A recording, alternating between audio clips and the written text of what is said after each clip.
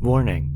This episode contains details that some listeners may find disturbing. Halloween. A night where the lines between the living and the dead blur, and we celebrate spirits, both playful and sinister. It's a time for costumes, tricks, and tales of ghosts that make us shiver, but only in celebration. After all, the scariest stories are supposed to stay safely locked in the world of make-believe. But not every story regarding All Hallows Eve is fiction. Tonight, we explore the Halloween murder of Lillian Armstrong from 1963, a case where the tricks were deadly and the killer was never caught. This is a study of strange.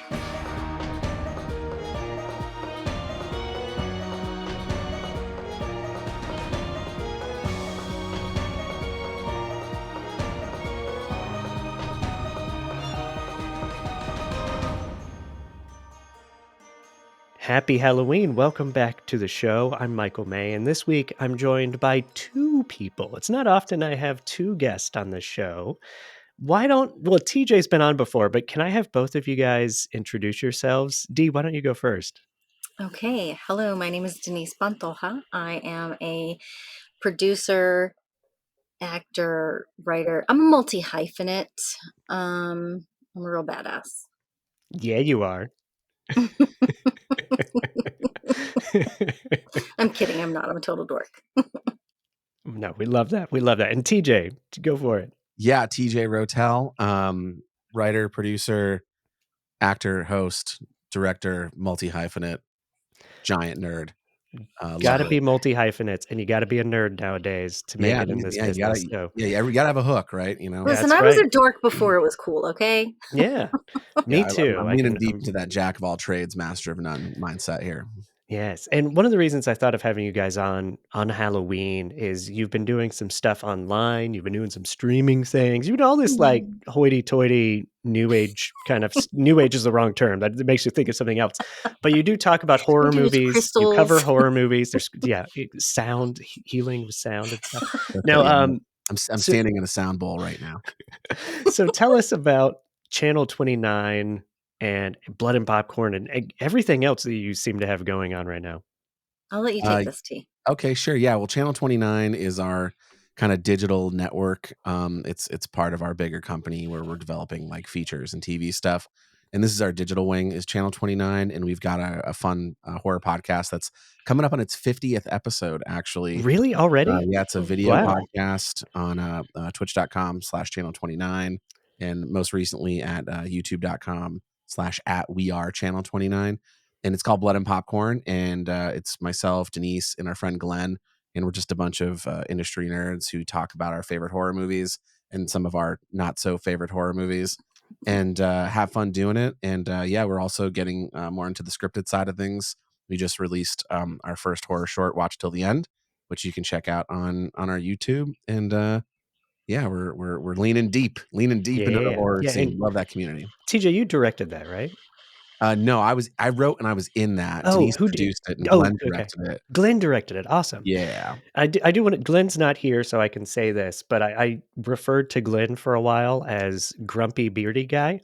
Yeah. And I don't know if he would appreciate that, but I meant it with a lot of love. Glenn is one of my favorite people, and I have not gotten to know him very well over the years, but the little time I'm around him, I'm always in love with Glenn. So I got to hang out with Glenn at some point. I feel like when I first met Glenn, he was being referred to amongst the cast and crew as like Ray of Sunshine or something. Cause he's, God love him. He's got that. We love Glenn. Glenn is one of our best friends and long time collaborator and fellow producer. And we've been working with him for many, many moons now. And he's part of our core three. So we love Glenn. There's a slight like outer shell of cynicism with Glenn, like when you get a dipped cone ice cream cone. You just got to tap on that a little bit and you'll break it really easily. But Yeah. I love talking about somebody that my audience won't know, but because this is great radio. But if they check out Blood and Popcorn, they'll get to they'll know get to know Glenn. No, and I will share one quick story about him, just because you guys are here, so I can do this. The Why not? audience doesn't Oh, care; they yeah. love this stuff. Why not us? So I worked very briefly with Glenn on my TV show Autobiography, which both of you also worked on parts of that show over the Yes. years. And Yeah, Glenn we worked on one episode with us where we had to go film out in like the desert somewhere for a day or two. And I got very frustrated at the end of our last night, and it was getting late. I don't remember exactly what was going on, but I was very frustrated. And I don't remember what Glenn said to me, but he turned to me at one point and was like, "Mikey's mad," or something like that. And I was like, there was just a way he did it that was like, he gets me. He understands I'm frustrated. And there was something about it that I just found really kind of comforting and like, oh, someone else can understand what I'm going through right now. And he kind of teased me about it, which is my favorite thing. It's like, yeah, if I'm going through, tease me about it. I love that. So I was just That's like, I like this guy. I like this guy a lot. So anyway, that's my Glenn story. He tends to do that a little more with Denise than with me, but Yeah. yeah, that's definitely premium Glenn. He runs on sarcasm. No, I loved it. Yes. It's like, it's a way to get me to like settle in with myself. I really appreciated it. So anyway, that being said, guys, we are talking about something rather serious and terrifying and somewhat scary. It is a murder mystery. Oh, wow. And this is a true Halloween story from yeah. Halloween night 1963. It's the death of a woman named Lillian Armstrong. Have either one of you heard of this before? No, but I'm excited to be in the 60s. What a great era. I mean, Right, you're just right? you're gonna set me on a rabbit hole after I know. this. Oh, I know you good, are. good. I'm like, Poor you're gonna little hear me type. I'm neurodivergent gonna brain. Google already. Yeah, no, I love it. I love it. And I'll let me specify as well before I dive into this. This happened in Newcastle in England, and there are some differences of what you might expect Halloween night to be like there versus here in the States, and I'll cover some of that because it is important to the story. So Halloween's history is an amalgamation of timeless traditions and a blend of diverse historical beliefs. The holiday can be traced back primarily to Ireland and the Celtic celebration of Samhain. I worked on that pronunciation, guys. Good for It's you. beautiful. Because it's Irish, so it's not spelled like that at all. Yeah. Yeah. A lot of people lean into Sam Hain. Yeah, Mhm. exactly. The Halloween franchise. Yep, that's right. Donald. Oh yeah, good connection there. Yeah, Dr. Loomis. What was his name? Donald Pleasance? Donald Pleasant. I was gonna say Donald Glover, but I don't think he was in those movies. He was not. Nope. That was before He was his not. time. Different time. But yeah, Halloween has a very interesting history, which I won't go into all of that tonight, but the nerdy part of me kind of wanted to. In the modern age, Halloween's traditions vary depending on location. So trick-or-treating has not always been the go-to celebration, but there has always been wickedness about. There are reports of violent crime, razor blades and candy, all those kind of things. And those reports are pretty much always over-exaggerated. And you guys probably know some of the stories behind the background of some of the fears around Halloween candy. But it certainly set parents a flurry. Oh, yes. Decades. Yeah, when we were kids. Candy as a kid. Yeah, Like, I was always checked. Hammered into my. I don't do it now. Yeah. I think it's just because I'm, older and don't care as much about eating a razor blade. I actually took some candy outside of the polling place the other day after I voted. So I was like, it's fine. Well, wait, but you're not saying where you took it from. Did they have it as like, you voted, you get candy, or did you just steal it from somebody? It was like when you walk in, each side has their own, here you go, here's a quick candy guide. And they all had candy out there. And I was joking with TJ. I was like, I'm going to take candy from them. And then I was like, I already voted. I was like, whatever. I'm going to roll the dice. So I picked up one of those I think it was a sour straw. It was grape and it was delicious. And y'all, I'm still here. Not me. Yeah. I was like, no. Not taking that candy. I don't trust political candy. That's the quote of the show right there. Don't trust political candy. That's going to be the next Halloween. Sorry. Even though a lot of that kind of crime and candy and wickedness and pranks and stuff that happen on Halloween, a lot of it is overblown, over-exaggerated, but there are real chilling incidents on this holiday. And one such story that we're covering tonight involves a brutal murder that has remained unsolved for over 6 decades. Did I do my math right? I think so. Seems about right. God, yeah, I guess you're Yeah. right. Oh God. Blech. And investigators meticulously combed every inch of the crime scene, interviewed thousands of potential witnesses, yet literally no clues have really ever been shed on who could potentially have been the perpetrator of this murder. And that all is to set up the haunting night of October 31st, 1963 in Newcastle, England, and the murder of Catherine Lillian Armstrong. Yeah, there we go. That was my little intro for you Oh my guys. gosh, You you're guys so good. hooked? Did I do a You good have job? I'm such in. a Yeah, soothing you got me. voice. I'm listening. Number one. Thank you. Thank you. Mikey, I know. Yeah, you love do. it. It's very like I want you to work for Calm. Nice. Well, I'm getting over a cold, which is, if listeners notice I didn't have an episode last week, it's because I've been sick. So that probably adds to the sexy radio voice. Yeah. Hello. I think I'm coming through. It's either cold or allergies, but I've been fighting for about a week and change now myself. Yeah, nice. Well, you sound good too, TJ. Well, thank you. Just want to point I've that out. worked on it a lot today. I wanted to make sure I was good for you, Mikey. Yeah. Well, you get your stream tonight too. You got to warm up the vocal cords Yeah, and everything. Yeah. I just changed my voice at will. Is that good? That actually is good. I would stick with that. Yeah, that's great. So here we go. Halloween, 1963. I have to give a little background to this. In Newcastle, England, Halloween was a quieter affair compared to Halloween that we see here today, and probably there as well. In fact, England at the time, Halloween wasn't really celebrated. Kids, though, would often sort of dress up sometimes or just play this game where they would go up to people and say, "Penny for a guy, give me a penny for a guy." And that's related to Guy Fawkes, the what is it, the gunpowder, whatchamacallit, the failed V for gunpowder Vendetta. plot. Right. What's Like, that? wasn't that the mask in V for Vendetta? Yes, it is. Yeah, that's the Guy Fawkes mask. And It's November or something. yeah. So it has to do with Guy Fawkes. I'm not British. I didn't dive into the Guy Fawkes holiday, so I'm not going to give a lot of information about it. I think it had to do, he was trying to overthrow the government to install a Catholic king, I think. That's who Guy Ew. Fawkes was. I could have that backwards. Feel free to write me at astudyofstrange@gmail.com and let me know.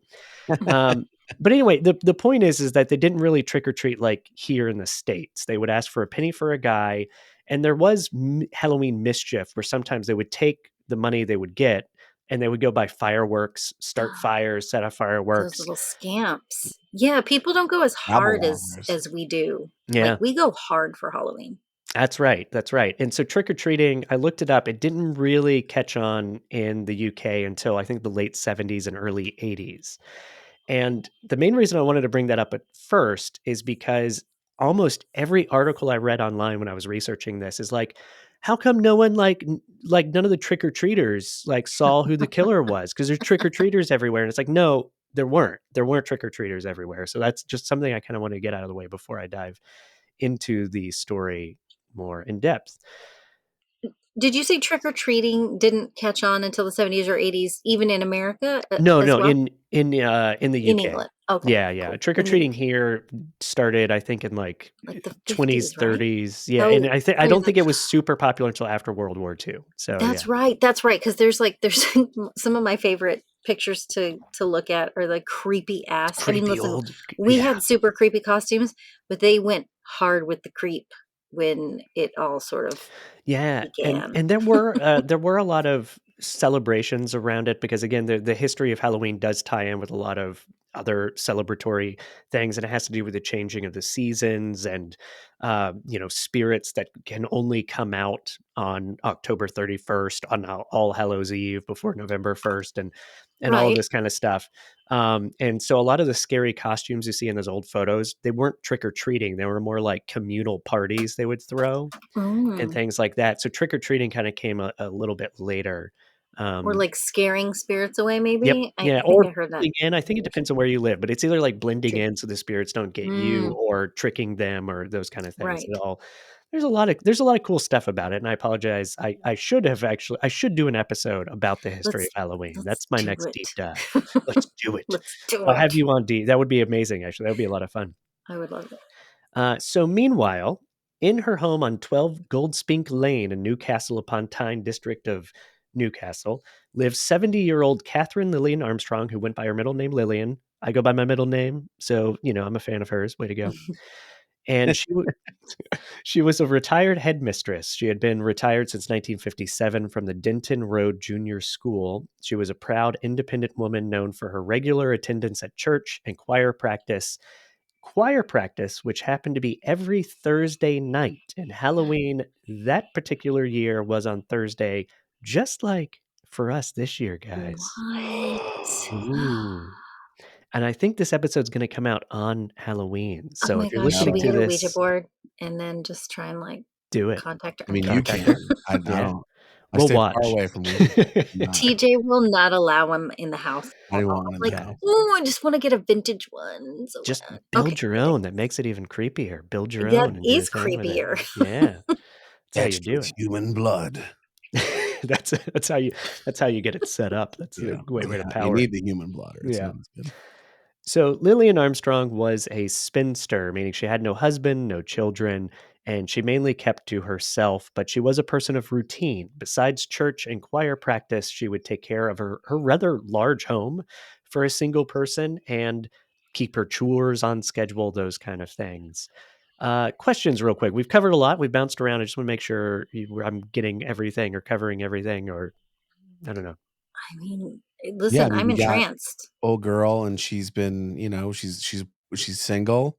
She loves church. She's got a big place, and she's doing all right. So far, so good. She's So doing far, all she's right. living the UK dream. There you go. There you go.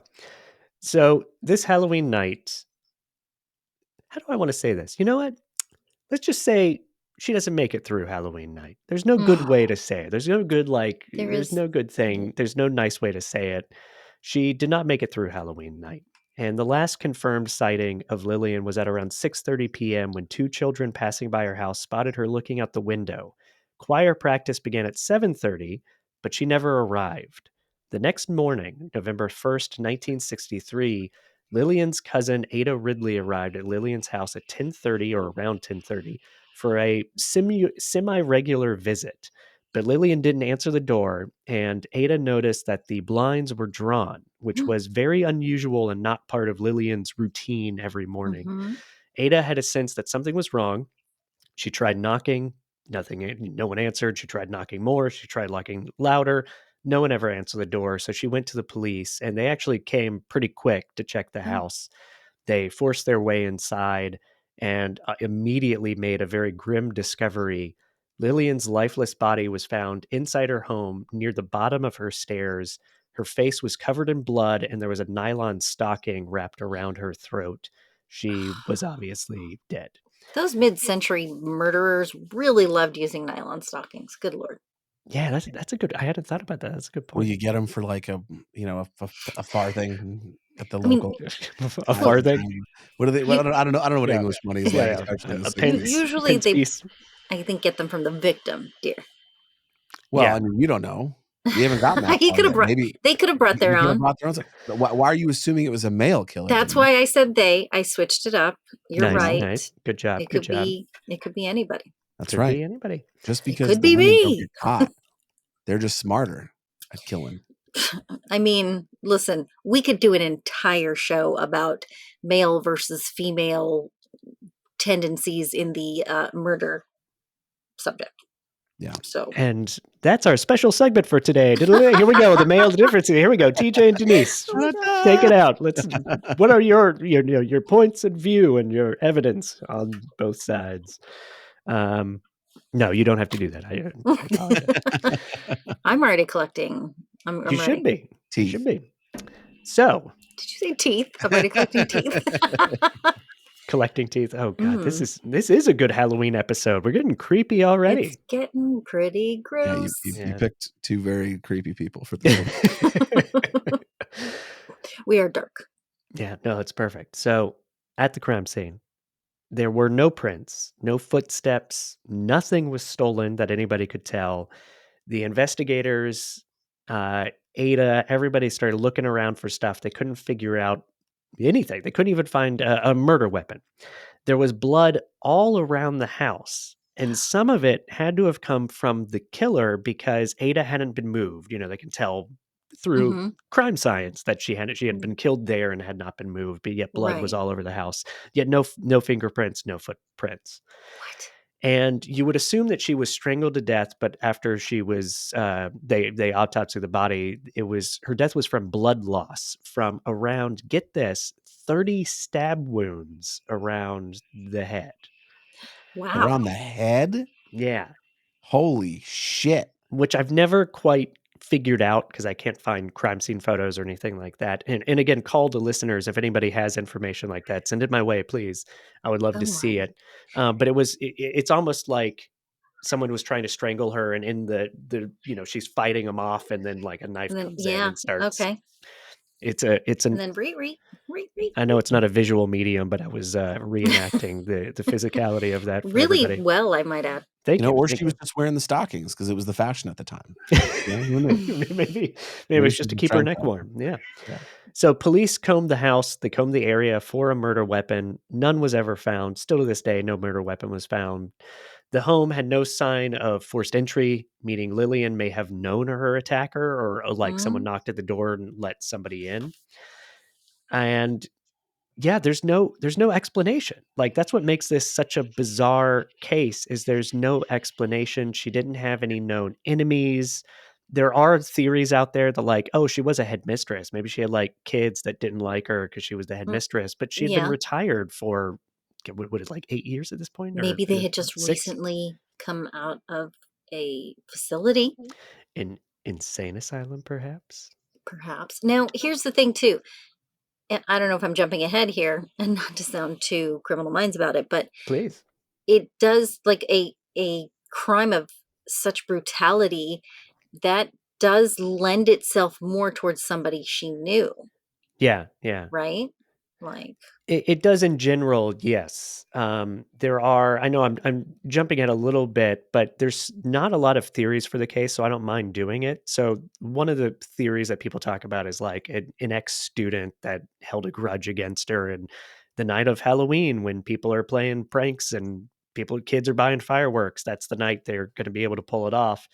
So that's one theory. Another theory is that it's somebody she knew because she let them inside. It mhm, didn't necessarily have to be an old student, and it could have been an acquaintance of some kind, and right. somebody that had some kind of An old reason, lover. a So maybe lover, both. Maybe it was an old student who happened to student lover. be an old Holy lover. crap. And after she jilted him, because, Or her.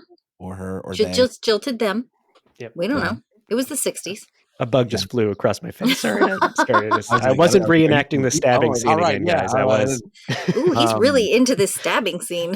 yeah, he's all over the place. Wish you could see it. Yeah, maybe it was like a former student who was like, you know what? Dun, dun, You dun. don't want me? No one can have you. And here's 30 some stab wounds around the head. Ugh. Yeah, and there's a frenetic nature to that too, because there's like some kind of strangulation going and then stabbing, which I would assume was happening at the same time, but I could be wrong, which does bring Mhm, up part of other theories, which is maybe it was multiple people, sort of a prank gone wrong on mhm. All Hallows Eve, Sure. where they wanted to prank the old headmistress and like tie a nylon around her throat and think she's going to be killed and then laugh it off and run away. But it kind of got out of hand and she started fighting them. And, Right. And who that's why knows? there's other blood around because they Yeah. were injured. They were injured, and that actually is an important thing I should just clarify. She did fight back in some capacity because they Oh, do think Lillian. some of that blood was theirs, and this is 1960s, so if anybody's like, "DNA, blah, blah, blah," they didn't have that back then, so there wasn't as much that they could do at the Was there time. any collection of, I mean, I guess what would they have done with it, right? Because DNA was not a thing then, but did they collect any stuff like I would that? assume they did. So that actually is a nice tee up because this was such a gruesome, brutal murder that the police in Newcastle were like, we need help right away. They didn't wait on it. You didn't have a local cop that's like, I'm better than everybody else. I got this. I'll figure this They out. called in Scotland Yard, which Actually, you have to do. he would be like, I'll figure this out. Exactly. Exactly. Or I'm sorry, Who smoked a Newcastleians. pipe and whatnot. Newcastleians. Well, no, this is, I'm glad you're doing that, D, because this is when we're going to do a little reenactment here. So I'm going to. Yay.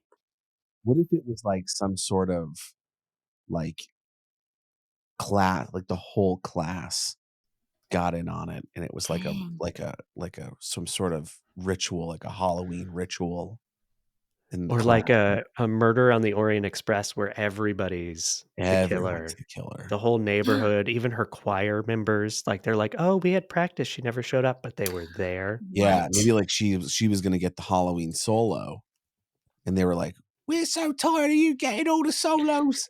Here's 30 stab wounds and around the head." So, excuse the sort of informal nature of how that's written. What we'll do, I'll read the scene descriptions, which is only like 2 or 3. And we have a detective, which I guess they Oh, would call them inspectors over there, but a detective and an officer who wants what? TJ, I'll let you choose No, because I'm ladies a first. Listen, it was a giving female movie. victim. I want to give it's Halloween, and of all of us in this 2-person relationship, I think you definitely have more of an SVU, Criminal Minds stance. So Well, I'm gonna let you okay. choose. Oh, okay. You know what? I'm gonna go with the detective. Nice, Denise always nice. wanted the lead role. All right. Well, look, Take I that. actually was kind of hoping for that, so I'm glad that worked out pretty good. Yeah, so you'll be the detective, TJ, you be the officer, Oh, do I need to and be Scottish? you can do whatever you want. You can even be from Alabama. This is a recreation. You bring Yeah. your own creative, I'm just gonna. juice to it. Also, is Scotland Yard all from Scotland? Is that No. That's it's Oh, their headquarters is in London. There's a well, now I reason why sound it's like a called dumb that. American. No, that's all right. I don't think most people. I didn't know that forever. I think I learned because of like Sherlock or something. No, Scotland Yard is kind of like the main national police organization, and the hub is in Scotland London, Yard. and there's a reason why it's called Scotland Yard, and I forget what it is. I literally think it may be like the plot of land the original building was built on was Scotland Yard, so they call it that. I can't that works? remember. I don't remember. Respect tradition. Yep, there you go. All right, you guys ready for this? Oh my Oh, I'm gosh. ready. Are you ready, D? I think so. I'm so nervous, y'all.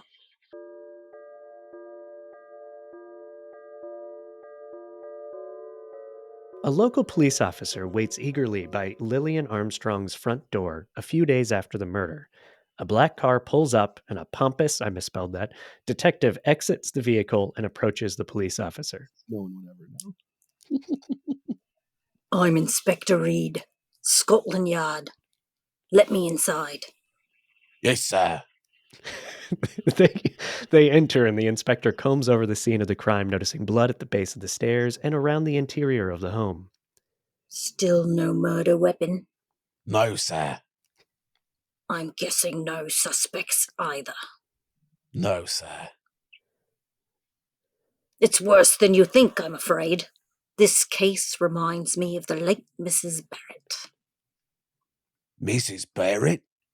Good God, man, do you not know about the murder of Mrs. Barrett? A 71-year-old shopkeeper murdered just like this some 5 years ago. Near here. No suspect. No weapon. Oh, my. It's a good thing I'm here. Put the kettle on. We have work to do. I'm afraid you have a serial killer.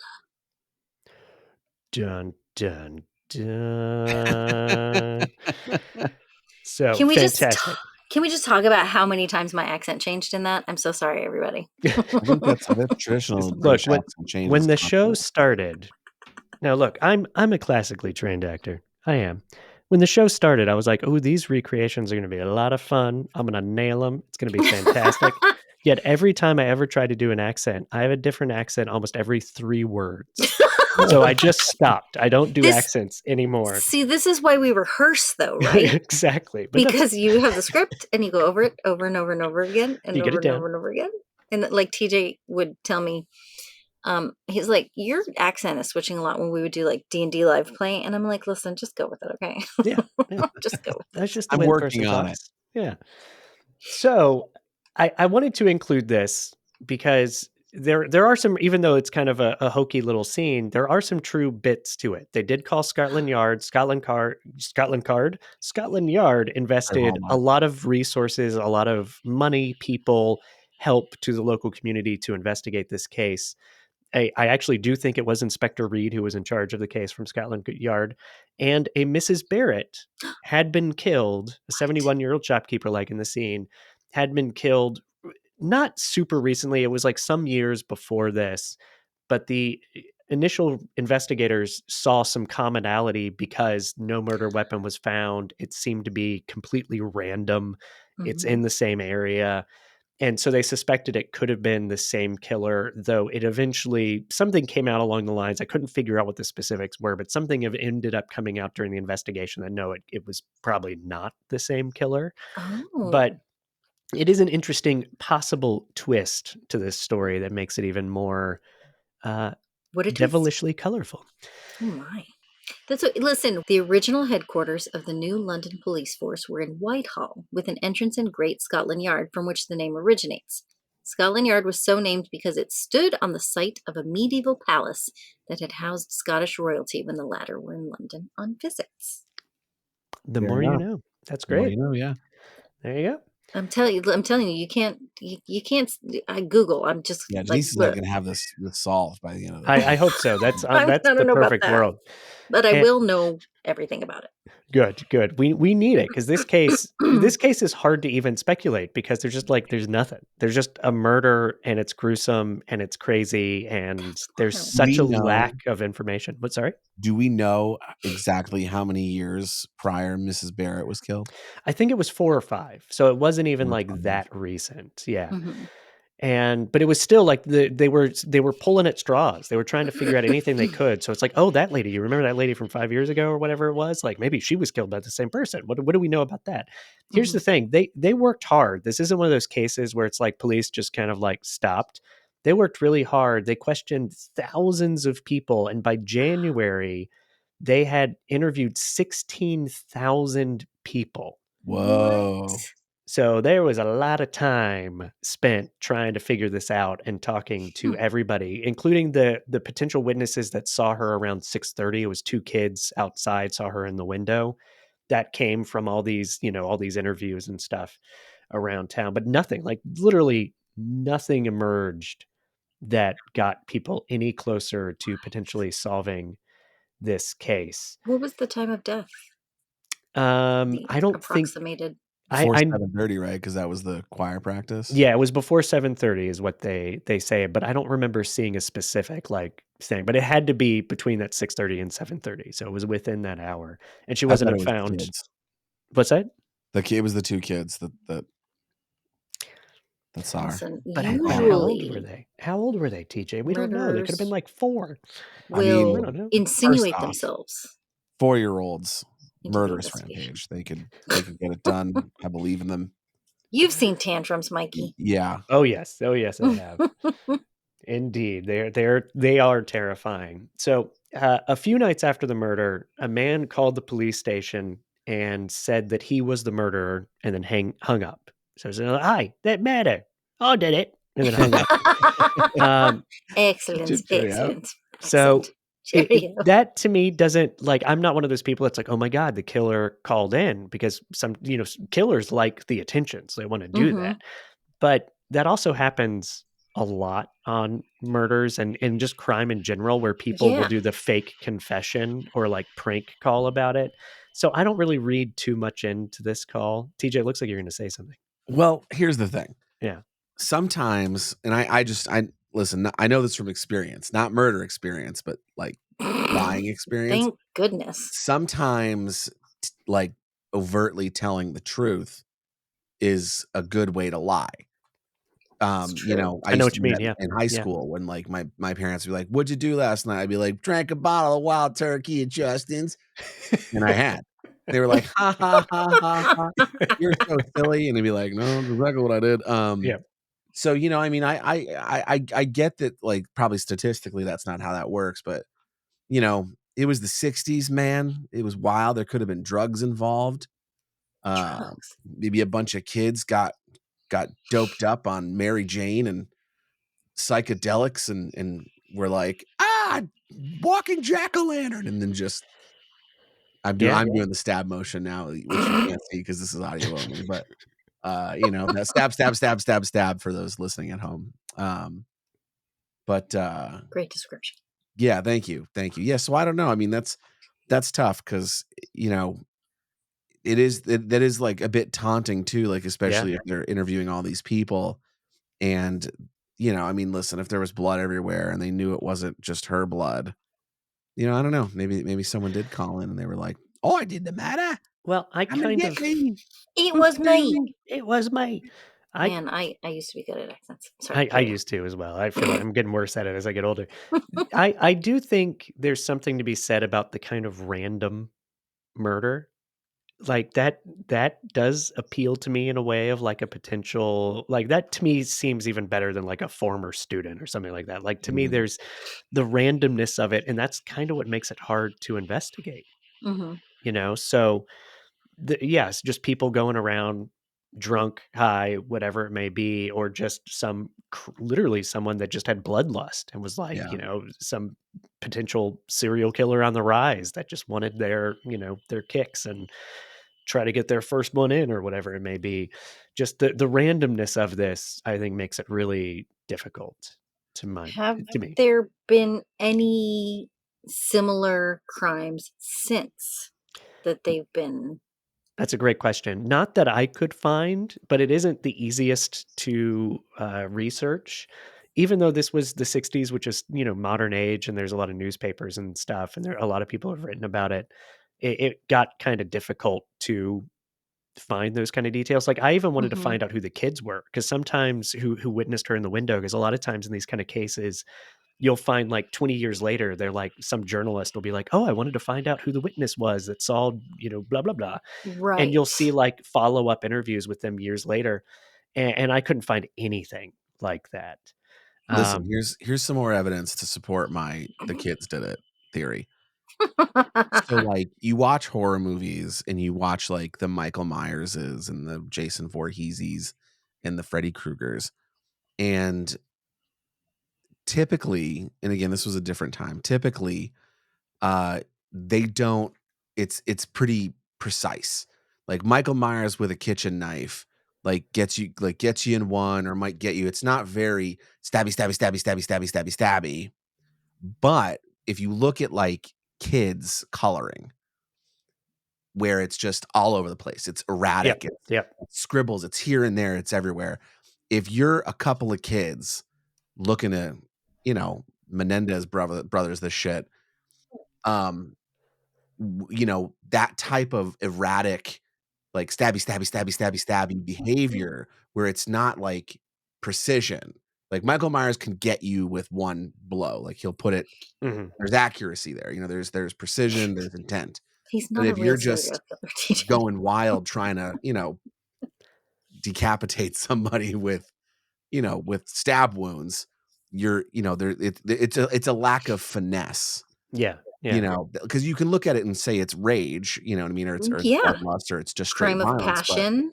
yeah, but that kind of erratic, just over and over and over again, yeah, yeah. that's my 2 cents on why the kids murdered that lady. Yeah, yeah. And look, if again, And get sued for slander by the estate of these 2 children. there were people out and about, but there weren't, just to reiterate, there are not trick-or-treaters out. Because again, a lot of the Mhm. stuff I read is like there had to have been like it was a trick-or-treater, or like they should have like someone probably saw the killer because they were out trick-or-treating. They weren't. But there still were people out and about because it is still a Milling lively around. night. There's still people doing the penny for the guy thing. There's people going to choir practice. There's all this kind of stuff. My point is that I do think the randomness thing kind of also leads to someone could have just knocked on the door and been like, "Oh, Sure. sorry to bother you, but they just a Excuse random reason." me. But she was killed at the bottom of the stairs, which is by the front door of her place. So it could have just been coming into that little foyer entry area and something random and terrible. So yeah. But the story does not quite end there. What? Thank Came goodness, back because as I a would love to ghost. add something to the story. Apparently, there's a little more Halloween left in this story because the house at 12 Goldspink Lane in Newcastle is apparently haunted. Hell It's yeah, it still is. there. I've pulled it up. And it was apparently it was a sort of not abandoned, but kind of. No one lived there for a handful of years after. I can't figure out exactly what year some people moved in, but by 1973, a new family had lived in the house. They allegedly, quote unquote, thought it was haunted and moved out. They lutzed it. Yes, exactly. Well, that's big time.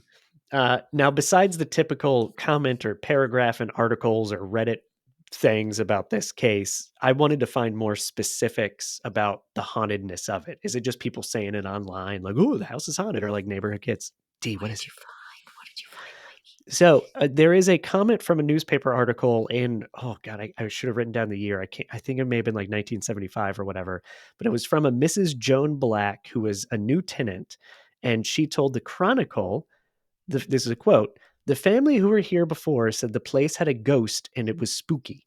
They had sensed a presence and more than once had claimed to have seen a figure stood watching out the corner of their eye, but that there was no one there when they turned. We don't believe it is true, although the first lodger we had was convinced there was something unusual about the place. It was always at the bottom of the stairs." We need Oh, to yeah. go. Lillian wants her murder to be solved. Yeah. Exactly. Now get out the Ouija board. Come on, Denise. Come on. I have one on a wallet. Does that work? On a wallet, like a tiny one? Well, it's like a billfold more than Mhm. anything. It's like a bigger wallet, and it's just got a design on it. Yeah. Yeah, the design of Ouija. It makes sense. There was a question I asked when when I was more active on my social media. Glenn, TJ, and I were actually talking about it before we went to a haunted house, and I'm like, "Well, what about decor? Because it's all over the place now, right? You've got like here's a charcuterie tray, and it's got a nice Ouija board on it, or like towels or stuff like that. Do those count too? And I want to know, Mikey, do you believe those count? And I want to know if your listeners think that that counts as well. Yeah, Yeah. like make a planchette out of like some brie and a piece of pepperoni, and Delicious. slide that bad boy around there. Yeah. Well, look, my opinion is I don't believe in Ouija boards. I don't think they actually Fair work. enough. I think there's a lot of human mental aspects that go into making that work. But I love the history of them. And Mhm. if I had a charcuterie board that was a Ouija board, I might be that. Like, that is going on my Christmas list. That sounds like the coolest thing Yummy. ever. So that's my opinion. These ghosts are delicious. Do you believe in ghosts? I'm open to the idea, but I have Okay. yet to fully jump into that world. I've talked a little bit about it on my podcast, even this last month. I'm open to it, is my point. But all the experiences I've had in my life, and I've had some weird ones, I've eventually been able to explain through Okay. the real world things. Sure. But I want to believe, so I'm open to it. Mm, Yeah. Mhm. What about you guys? firm believer. I think Nice. I might have mentioned this last I time. think you I'm did. Yeah. firm Yeah. believer. Yeah. Well, because you had experiences. I've never had something personally that really told me, okay, yes. But I think I believe. I'm open to it Yeah. too. I don't have firsthand proof or anything like that. Although I will say when I came to get the keys to this place and I started moving stuff in from storage, I did not like to go upstairs by myself at night. I just stayed downstairs. And Yeah. Yeah, our then, place is mad haunted. yeah, TJ, like one day he was like, yeah, this place is super haunted. I was like, no, what? And then I've caught the cats kind of like looking up Oh yeah. Yeah. at certain places. And I'm like, Yeah. no, are you trying to tell me this is haunted? Don't tell me that. And I was like, well, I don't want to look it up to see how many Yeah. murders occurred in this. Yeah. place. I'm Yeah. pretty And sure you can. Amy Trust caught me. me one night looking up like, has anybody died in our house before? Because you can just look that stuff up very easily. And she saw me before I like got it in, and she's like, before you "No, press no, send, you're never gonna do that." And I'm like, "Yeah, maybe I shouldn't. Maybe I Don't you shouldn't do that." ever. I'll stop right now. I was just Mikey, curious. and Yeah, but I like the creepy stuff. That's why I host a show like A Study of Strange. So I go that Yeah. way. But no, I'm open to it. And the thing that I don't like about the very, very general term, but the ghost world is I don't like when people are very specific about like, ghosts do this. That's Samantha over there. They do that. And this is the way you communicate. And I'm like, no one knows 100%. If even ghosts are real, no one knows 100% what they're doing, how they exist, how they communicate. Like, I don't like people that get very specific about stuff because I feel like those are usually the charlatans that are trying to make money on it somehow. And so if they are real, I think there's so much more to learn. I don't think anybody is that clued into it. So Right. Yeah, Well, because if you were, yeah. I'm what the psychic community would call clairaudient, and what my psychiatrist would call schizophrenic. So it really all depends on who you ask. But Nice. Which professional do you want to go with? yeah, what do you want to Yeah. But yeah, like I've heard things, not seen them so much as like seen like ghosts and orbs and things, but my experiences have come from a ghost podcast, basically. Like I don't get any visuals. I get the audio track. Oh, nice. But that's where my spooky stories all come from, is Very also cool. what I've heard. Very cool. Well, thank you guys for being on the show again to talk about it. It's a relatively, I wish there was more depth about who could have potentially killed her, but it is a fascinating mystery. And it happened on Halloween night. So I thought it was a good Halloween episode to have. So I really appreciate the time. And I will provide links to channel 29, excuse me, and Blood and Popcorn, anything else that you guys want to promote. Is there anything you want to say before you go? Yeah, I mean, I don't know, like I still think that maybe there, other than my kid's theory, that maybe the inspector was right, but maybe it was like some sort of ritualistic thing. Just to add more spooky to the show, like maybe this was like every 4 or 5 years, this cult or something needed, Don't blame the Satanists. some sort of ritualistic sacrifice in a very specific way. So I'd be curious to know, like, if they moved on, or if there's any like that specific style of erratic stabby head murder. Or if about 5 years later there was another one that's just kind that of was random and strange. similar in kind, because it doesn't necessarily have to be the same person, but if it's a style, like if you have to like 33 wounds above the nape, you know what I mean? Like, rituals are wild in general when you get to the murder side of them. When it's, and that connects into Halloween nicely, because even that is in the UK, your history of the Celtic world and all of that, and maybe there is some kind of tie-in to a ancient celebration of some kind. Right. Yeah, man, go watch Halloween 3. Here's the thing. I would be interested to know if anybody has done any research on, honestly, because you hear about serial killers getting away, generally speaking, because states didn't previously share information. You don't cross-reference. So if anybody cross-referenced throughout Europe, throughout even the States, because listen, travel was a thing, right? Maybe somebody was getting their feet wet. Like, that would also be an interesting kind of thing to look at. But yeah, I mean, wow, go. Whoa, unsolved murders. Yeah. But yeah, thanks for having us, Mike. This was fun. Glad to come on again and chat with you about this fun, spooky stuff. Yeah, no, it was a pleasure to hang out with you guys, and I really appreciate it. And again, check out Channel 29, and I'll provide links to everything. Thanks, guys. Thank you for listening to our special Halloween episode of A Study of Strange. If you like all sorts of mysterious and weird and strange content, take a quick second, hit that subscribe button, or follow on whatever application you listen to podcasts, and take a quick moment to rate and review. It goes a long way to helping others find our show. You can also support the show through our Substack, which you can find through our website, astudyofstrange.com. Thank you, and everyone enjoy a happy Halloween.